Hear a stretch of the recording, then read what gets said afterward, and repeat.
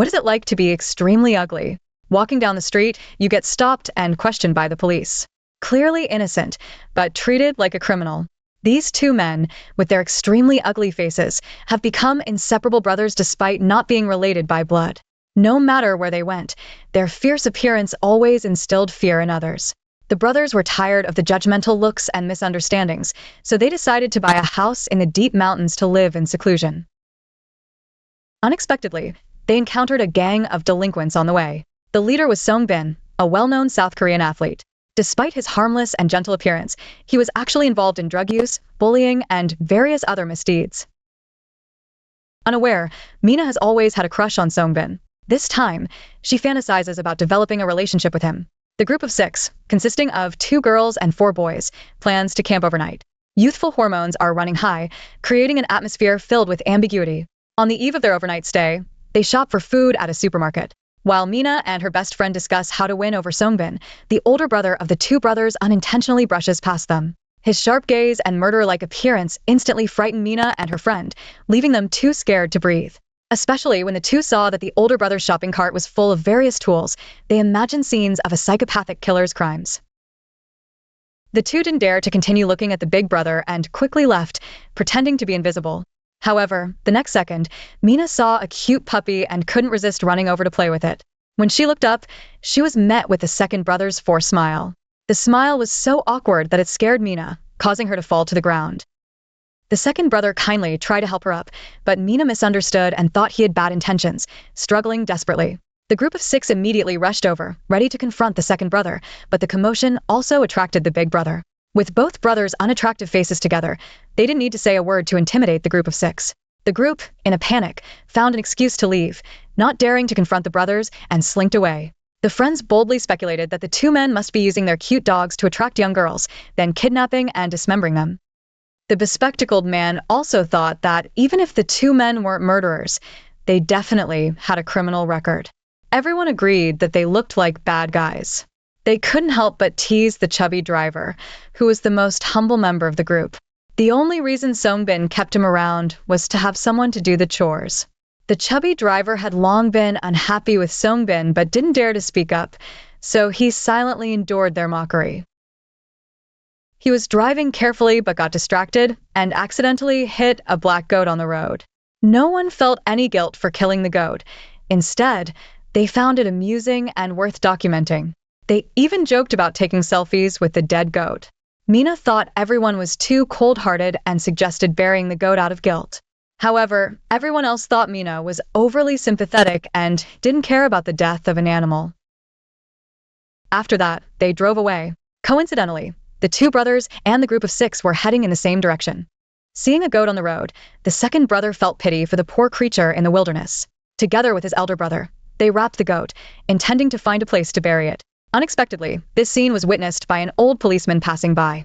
With his keen insight, the old policeman stared intently at the brothers. Seeing the woven bag in their hands, he couldn't shake the feeling that they were involved in a major crime. With a wary expression, the officer stepped forward to question them. The brothers looked innocent, likely having been misunderstood by the police more than once. They skillfully took out their IDs, waiting for the officer to verify their identities.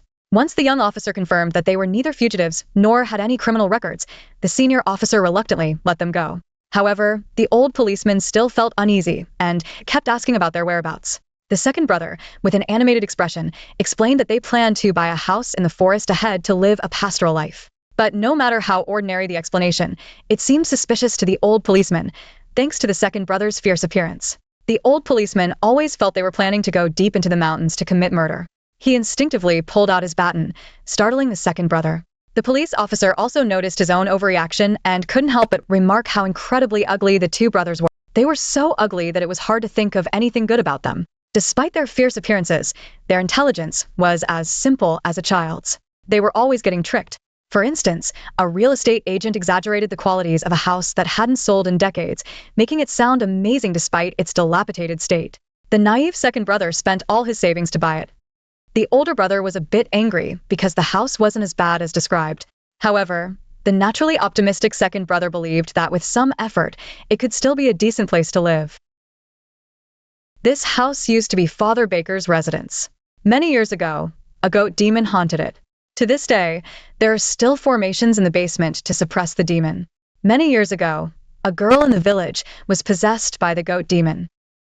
The priest captured her and performed an exorcism. The resisting goat demon seized the opportunity to kill a villager who happened to be Chungbin's grandfather.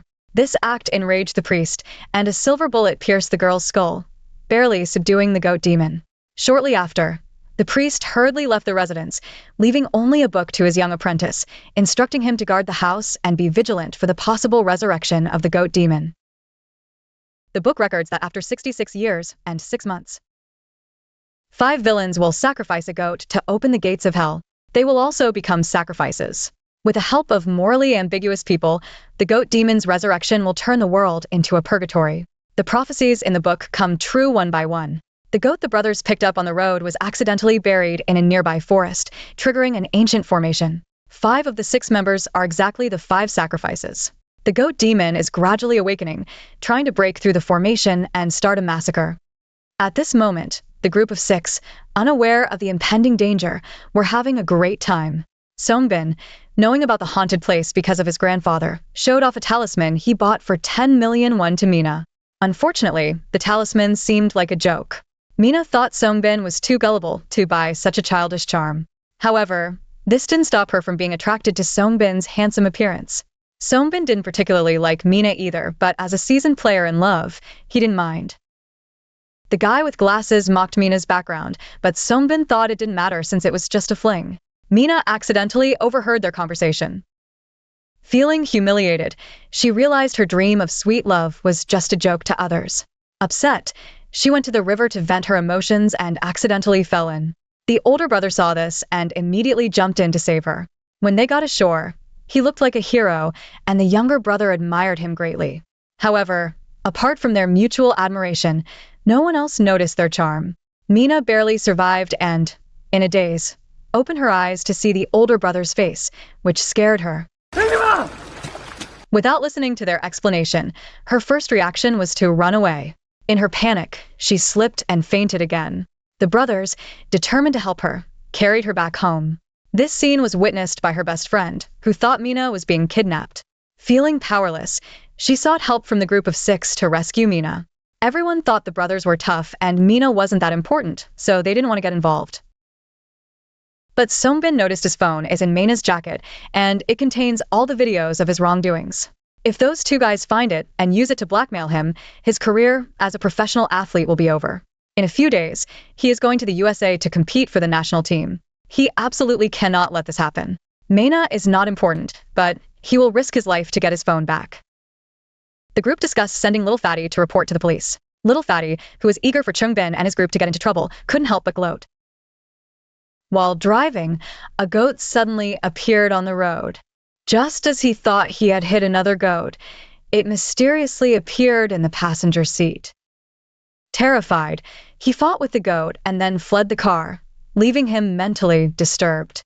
On the other side, Mina woke up in the brothers' house, thinking she had been kidnapped. She tried to escape, but was caught by the elder brother, who just entered. Mina grabbed a sickle and swung it at him, but it got stuck in the ceiling beam, creating a new hole in the already dilapidated house. Feeling embarrassed, Mina realized her mistake after hearing the brother's explanation. The younger brother didn't mind her misunderstanding. He had only his elder brother as a friend due to his unattractive appearance and was eager to be friends with Mina. He prepared a lavish meal for her.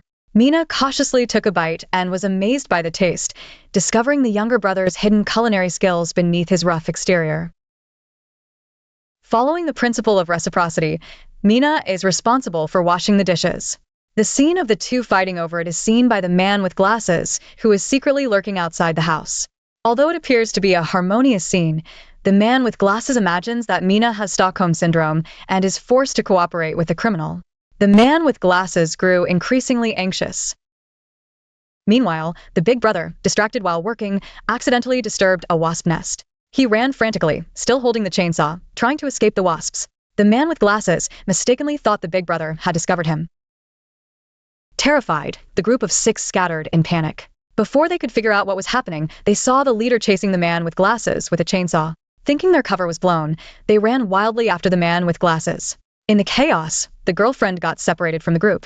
Before she could get angry and blame her boyfriend for abandoning her, a falling branch pierced her chest, ending her life. The goat demon's formation begins. When the six friends reunite and discover their friend's body, the brutal death confirms their belief that it's the elder brother's unique way of killing. The man with glasses is scared and wants to avoid further entanglement with the madman to save his life. However, Chungbin is worried about the phone's content being exposed and insists on confronting the brothers to the end. At this moment, Mina wanted to inform the group of six about her whereabouts, but her phone had no signal and she couldn't reach them. It wasn't until the big brother brought back news that Mina realized the group had been looking for her all along. She decided to stay at the brother's house and wait for the group to find her. Mina and her second brother get along well, having fun every day. The eldest brother is a bit jealous and can't help but grumble, feeling that the second brother has forgotten him because of Mina. At this moment, the group of six returned to the brothers' residence and secretly observed their actions. They saw the flower bed made by Mina and the second brother and mistakenly thought that the second brother was forcing Mina to build a coffin for herself, preparing to bury her alive. The group of six grew increasingly anxious. Chungbin decided to act quickly. He arranged for his girlfriend's boyfriend to distract the big brother while he and the guy with glasses confronted the second brother head-on. Unexpectedly, the boyfriend, despite his bravado, was utterly foolish. He failed to harm the big brother at all and instead stabbed his own foot. The boyfriend, almost in tears from his own stupidity, finally pulled out the knife and recklessly charged at the big brother. The older brother was so scared that he quickly ran to tell the second brother. Unexpectedly, the second brother wasn't doing well either. The man with glasses and Chungbin were off to a bad start, just as they were about to rush over and deliver a fatal blow to the second brother. The man with glasses tripped over a wire and fell into the flower bed. Two people died in quick succession, leaving the brothers terrified and at a loss. Such bizarre, suicidal deaths made it impossible for them to explain. Coupled with their appearance as murderers, it was even harder to clear their names. Just as the brothers were debating whether to call the police, the nervous, chubby guy brought the old and young policeman to their house. Chungbin woke up from his coma, and the scene before him made him suspect that everything was a trap set by the brothers. The old policeman, already thinking the brothers were murderers, easily believed Chungbin's words. He cautiously entered the room, but the brothers showed no intention of resisting. However, the old policeman, due to his own imagined dangers, became so nervous that he made frequent mistakes, got hit on the head by a wooden board, and struggled to run out.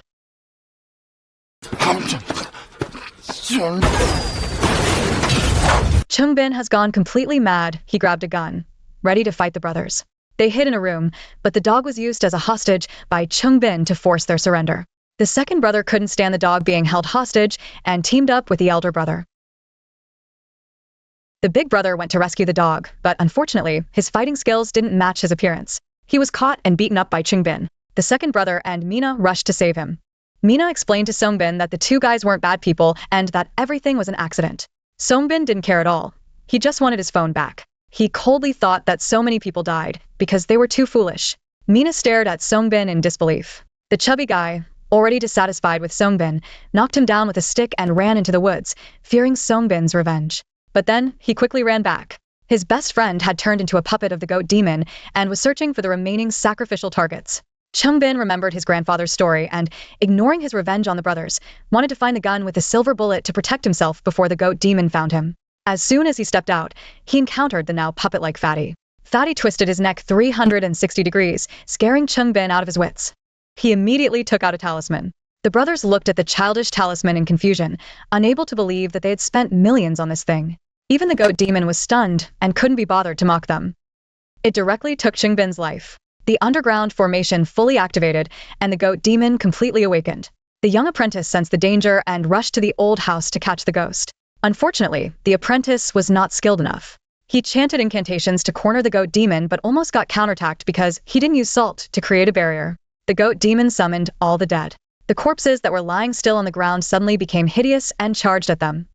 The elder brother told the second brother to take Mina and leave first, but the second brother refused to abandon him.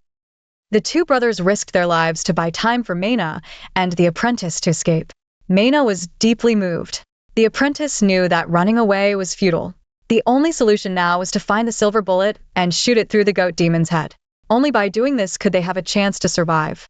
Just when the brothers were about to be defeated by the goat demon and ready to face death, the goat demon suddenly couldn't help but remark how ugly they were. Even if they were to die, he wanted them to see the truth. The brothers, who were trembling with fear, became furious upon hearing the goat demon's words and angrily rebuked him for his nonsense and lack of aesthetic sense. While they were arguing, Mina aimed a silver bullet at the goat demon and shot him in the head. The goat demon instantly turned into a cloud of black smoke. The sky seemed to open a gateway, and a black hand grabbed the smoke tightly. The formation closed again, and everything returned to peace. The book continued the legend of the brothers and Mina defeating the goat demon. The young policeman, who witnessed everything, testified for the brothers, stating that the deaths were coincidences and had nothing to do with them. He sincerely thanked the brothers for saving him. Despite their unattractive appearance, they had kind hearts. The rumors were dispelled, and the formation was sealed again. From then on, Mina and the brothers lived happily together. The movie ends.